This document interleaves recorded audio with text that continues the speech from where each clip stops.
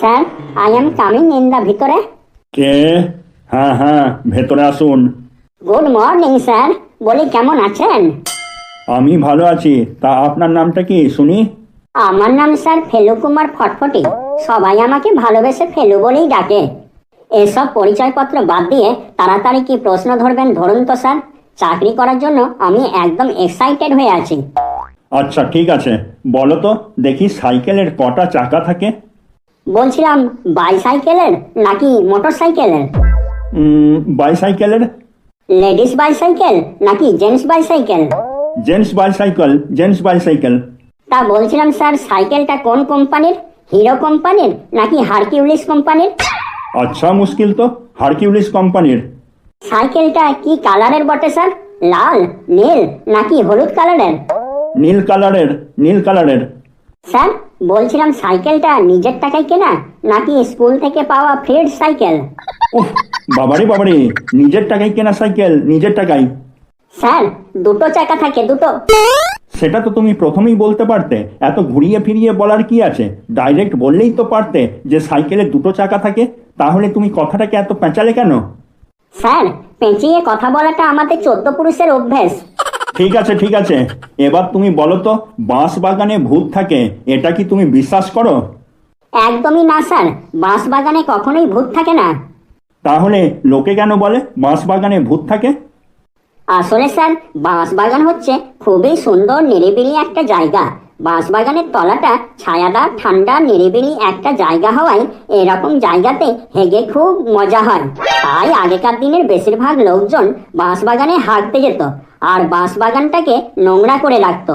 এই সমস্যা সমাধানের জন্য বাঁশ বাগানের মালিকেরা চারিদিকে রটিয়ে দিত যে বাঁশ বাগানে ভূত থাকে, আর সেই ভূতের ভয়ে বাঁশ বাগানে কেউ হাঁটতে যেত না।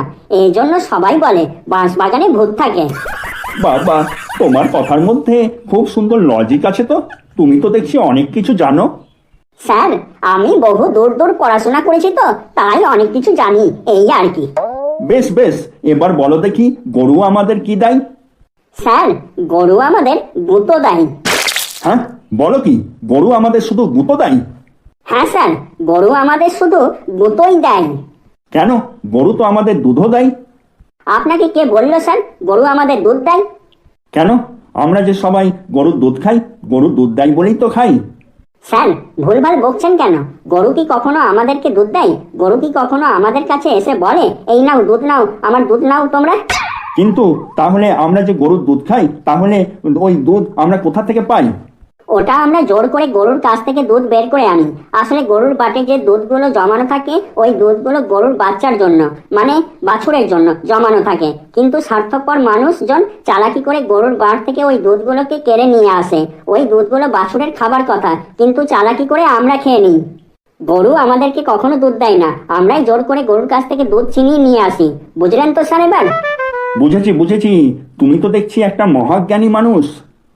আপনি আমার জ্ঞানের এখনই আর কি দেখলেন? আপনি শুধু প্রশ্ন করে যান। এবারে লাস্ট প্রশ্ন, বলো তো এরোপ্লেন আকাশ দিয়ে কেন যায়? এটাও আপনি জানেন না? পুলিশকে ফাইন দেওয়ার ভয়ে এরোপ্লেন আকাশ দিয়ে ওড়ে। কি, পুলিশকে ফাইন দেওয়ার ভয়ে এরোপ্লেন আকাশ দিয়ে যায়? ব্যাপারটা তো বুঝলাম না। ব্যাপারটা বুঝলেন না তো? ব্যাপারটা ভালো করে বুঝিয়ে বলছি, মন দিয়ে শুনুন। এরোপ্লেন যা হাই স্পিডে চলে, তাই এরোপ্লেন যদি রাস্তা দিয়ে চলতো তাহলে জায়গায় জায়গায় নাকা চেকিং এ হাই স্পিডের জন্য এরোপ্লেনের ড্রাইভারকে ফাইন দিতে হতো। আর এই ফাইন দিতে দিতেই এরোপ্লেনের মালিকের সব টাকা শেষ হয়ে যেত। তাই ফাইন দেওয়ার ভয়ে এরোপ্লেন আকাশ দিয়ে যায়। আকাশে কোনো নাকা চেকিংও নেই, পুলিশও নেই, আর ফাইন দেওয়ার কোনো ভয়ও নেই। আচ্ছা আচ্ছা, তোমার যা জেনারেল নলেজ দেখলাম, তাতে তোমার চাকরিটা একদম পাকা হয়ে গেল।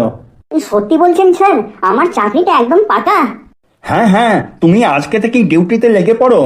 বাবারে স্যার, আপনাকে যে কি বলে ধন্যবাদ দেব, ধন্যবাদ দিবার কোনো ভাষাই নাই আমার কাছে। বাবারে বাঁচা গেল, আর বিড়ি পোকার জন্য বাবার কাছ থেকে টাকা চাইতে হবে না। স্যার আমার ডিউটিটা কি সেটাও তাহলে একটু বলে দিন, দেরি না করে ডিউটিটা শুরু করে দিই। শোনো শোনো, মন দিয়ে শোনো, তাহলে তোমার ডিউটিটা আমি বলে দিই। তোমার ডিউটিটা হলো, এখান থেকে 5 কিলোমিটার দূরে একটা লঙ্গরখানা আছে, ওখানে সকাল দুপুর রাতে ফ্রিতে খাবার দেওয়া হয়। তুমি ডেইলি একটা থালা নিয়ে ওই লঙ্গরখানাতেই যাবে দিনে 3 বার। ওই লঙ্গরখানাতে গিয়ে প্রথমে তুমি বসে পেট ভরে খাবে, তারপর থালাতে করে আমার জন্য খাবার নিয়ে আসবে, আর রাত্রে আমার কাছেই শোবে। এই হচ্ছে তোমার ডিউটি। বেশ তো, খুব ভালো চাকরি। তা বলছিলাম স্যার, মাসে আমি মাইনে কত পাবো? মাইনে? সেটা আবার কি? তুমি পেপারটা ভালো করে পড়োনি? আমি তো পেপারে বিজ্ঞাপনটা পরিষ্কারভাবে দিয়েছিলাম, থাকা খাওয়া একদম ফ্রি। সেখানে তো মাইনের কথা কিছু লেখা ছিল না। কি? আমি 3 বেলা ওই লঙ্গরখানায় যাব, ফ্রিতে খাবার খাবো, আর আপনার জন্য খাবার নিয়ে আসবো, আর রাতে আপনার কাছে ঘুমাবো, তার আবার ফ্রিতে? রাখুন আপনার চাকরি। আর বলছিলাম কি, আপনি নিজে গতর খাটিয়ে ওই লঙ্গরখানায় যান, আর পেট পুড়ে গলা পর্যন্ত খেয়ে আসুন। গতরটা তো আপনি মোষের মতন করেছেন, একটু না হয় গতরটাই খাটালেন। বাপরে বাপ, কি অলস লোক রে! এরকম লোক বাপের জন্মে দেখি নাই। এই এই কোথায় যাচ্ছ? চাকরিটা সম্পর্কে আরেকবার ভেবে দেখো। খুব ভালো চাকরি, এরকম চাকরি 7 জন্মে পাবে নাই, থাকা খাওয়া সব কিছু ফ্রি। আপনি চুপ করে বসুন তো। আর যদি একটাও ফালতু কথা বলেছেন না, তাহলে ঘুষি মেরে আপনার সামনের দাঁত কটাকে ভেঙে দেবো। তখন খাবেন ভালো করে 3 বেলা খিচুড়ি সুরুপ সুরুপ করে। যা বাবা, এত ভালো চাকরির অফার তাও করলো না। ধুর, আজকালকার ছেলেগুলার যে কি হবে কে জানে। তা বন্ধুরা, তোমাদের ভিডিওটা কেমন লাগলো? তোমরা এই ভিডিওটাকে 10-এর মধ্যে কত দেবে সেটা কিন্তু কমেন্ট বক্সে লিখে জানিও। তোমাদের এই মূল্যায়ন আমাদেরকে আগামী দিনে আরো ভালো ভালো ভিডিও তৈরি করতে সাহায্য করবে। আর ভিডিওটা যদি ভালো লেগে থাকে তাহলে কিন্তু একটা লাইক অবশ্যই করো। আর বন্ধু বান্ধব আত্মীয় পরিজন যেখানে যত আছে সবাইকে ভিডিওটা শেয়ার করে দাও। আর এরকম আরো মজার মজার ভিডিও সবার আগে পেতে আমাদের চ্যানেল, আপনাদের চ্যানেল, সকলের চ্যানেল, বাংলার চ্যানেল, বাঙালির চ্যানেল কার্টুন নেট বাংলাকে অবশ্যই সাবস্ক্রাইব করে দাও। তাহলে আজ তবে আসি, দেখা হচ্ছে আবার অন্য কোনো দিন, আবার অন্য কোনো মজার ভিডিও নিয়ে আপনাদের সাথে। টাটা।